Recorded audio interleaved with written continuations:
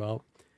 So in other highlights, other than Alan Wake and Star Wars Eclipse, there were a couple other game announcements that caught our attention. Maybe not your attention, but our attention.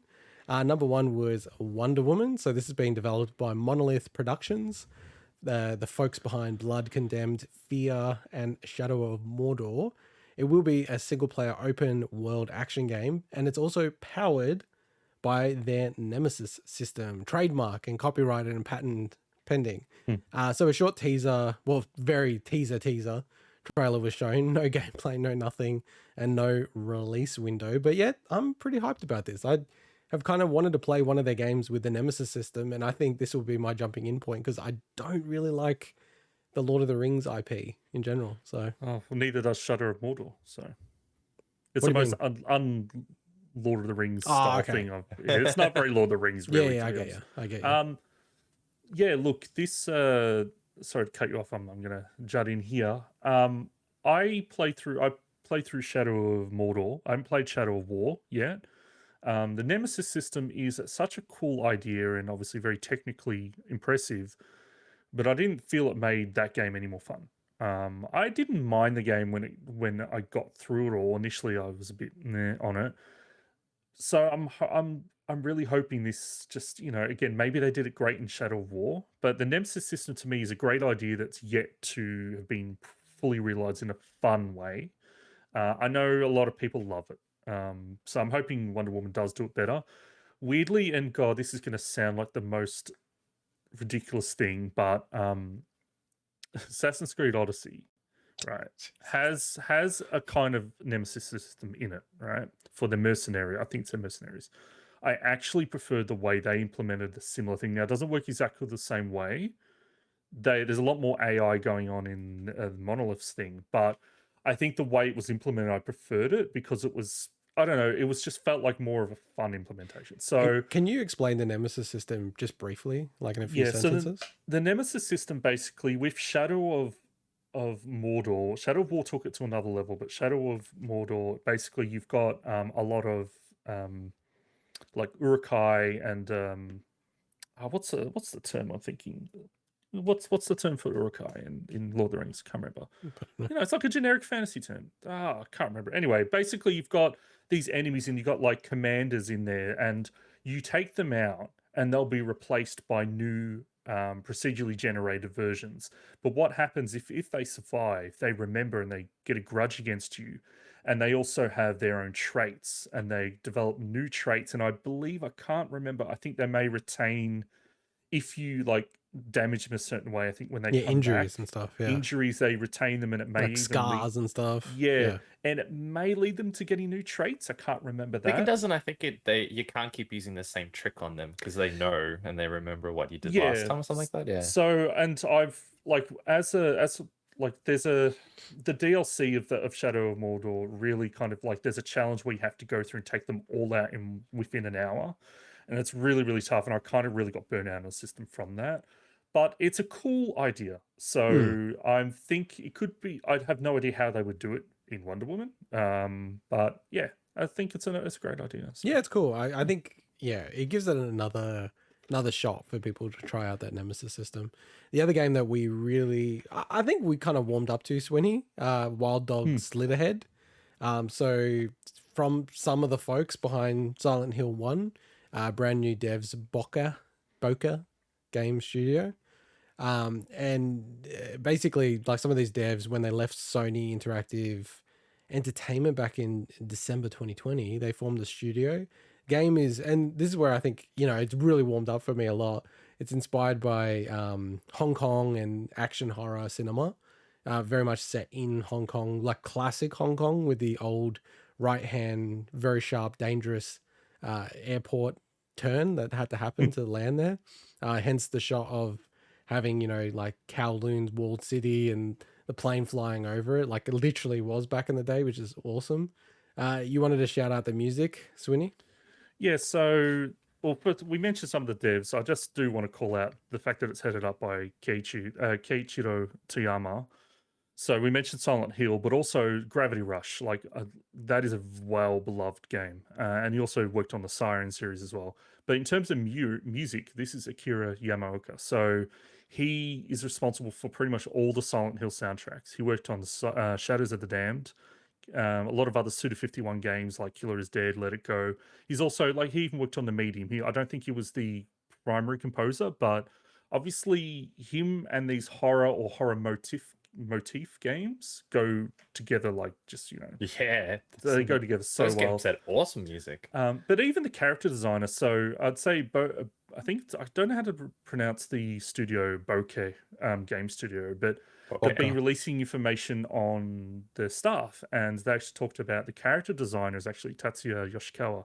So he worked on Devil May Cry 4, Devil May Cry 5, but he also worked on pretty much all the Mega Man X games that I could see, and also most of the Breath of Fire games. Oh, so they have an awesome team. Now, what I've seen people talk about with this is people look at the trailer and they're like, this doesn't look like a horror game. This looks like an action game.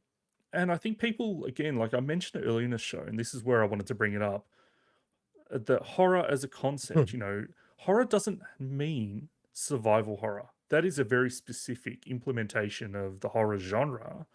It's your Resident Evil. It's your Silent Hill. Silent Hill is very much more psychological than Resident Evil as well. But action horror, like you've got films by the like of Takashi Miike in Japan, and we talked about the fact that, a lot of the inspiration for this game is from directors of Hong Kong action horror, where they're meant to be scary, but they're not meant to be like spooky. They're meant to kind of freak you out by the freakish body horror that's going on. But then you've got like motorcycle riding, samurai swords, and people doing crazy stuff to take them out.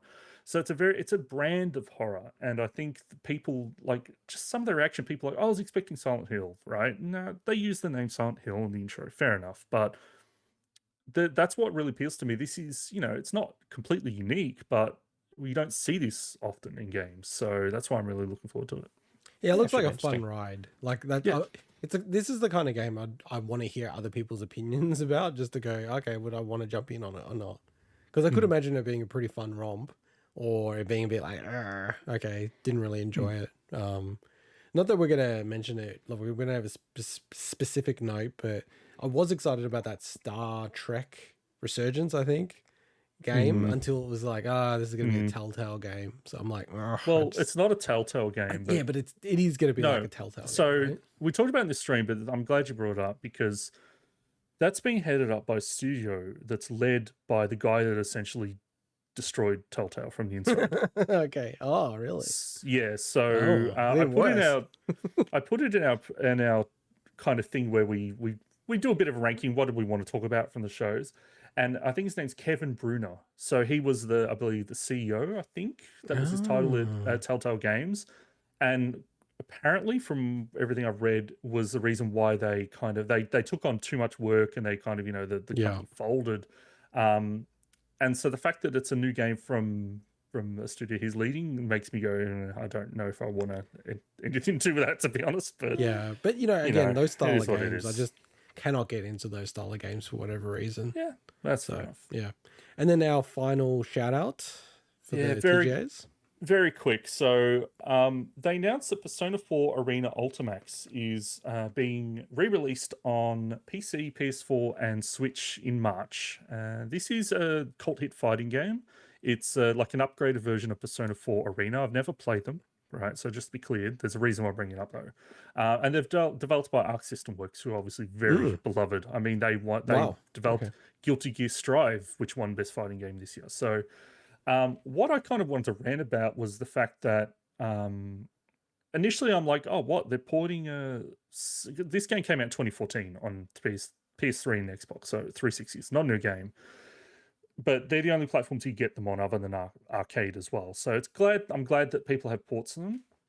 But I just don't understand what Atlas are doing with Persona. Like, this is not what people, they are listing, to give you some context, a listing went up, people were getting hyped. Oh, there's a new Persona listing, right? is it going to be Persona 4 on the Switch, right? I don't think we get Persona 5 on Switch, but whatever, right? We could. It's a PS3 game. Yeah, but the thing is, like, I think that it's more likely Persona 4 because Persona 4 got ported to the Steam recently, I think. So Yeah, Golden. Yeah. yeah, so people are, oh, Switch finally going to get it. And then they go and announce this. So I just Well, I don't got understand hyped. what they're doing. I was like, holy shit, is this Persona 4 Golden? When they first, showed the Persona stuff, I'm like, this is sweet. I just don't unless there's some weird thing going on, arrangement with Sony, right? Exclusivity arrangement that somehow Nah. stands the test of the time all Not that these long. years Not later. that long. I just don't understand. Like, to me, it's such a weird, bad business decision to do this. Like, that would have been the perfect opportunity. Obviously, they develop things and then announce them. I'm not saying, they announce it on the spot, then decide they're going to make it. But I just wanted to rant a bit. The fact that, like, that seems like such a bad direction to go as a business. Like, it's easy money for you to port that to Switch.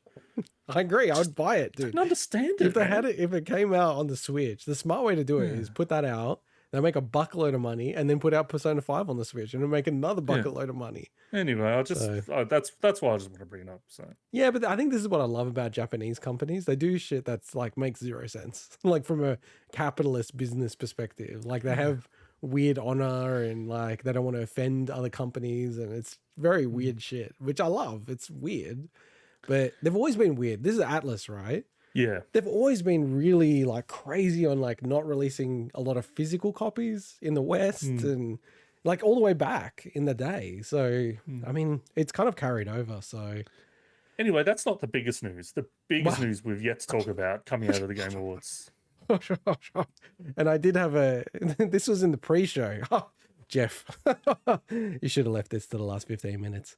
So, huge news. We'll break into the segment now. I don't want to spoil it, even though you probably can see the up next thing if you're watching the video feed.